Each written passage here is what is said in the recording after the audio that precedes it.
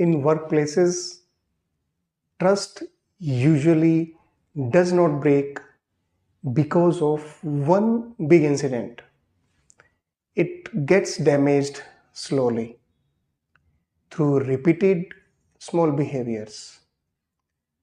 Trust is one of the most important foundations in professional life, but many people underestimate how slowly it gets affected.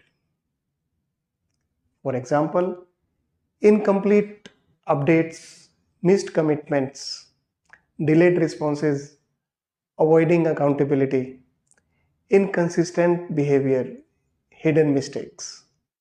Initially, people ignore these things, but over time, confidence reduces, reliability becomes questionable, follow ups increase, managers become cautious, and slowly, workplace relationships change. One important reality: trust is not built through big speeches, it is built through consistency.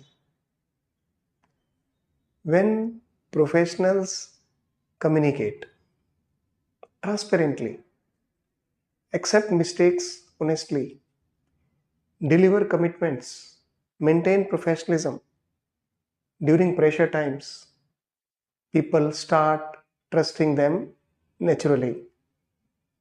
Unfortunately, some employees only focus on visibility, impression,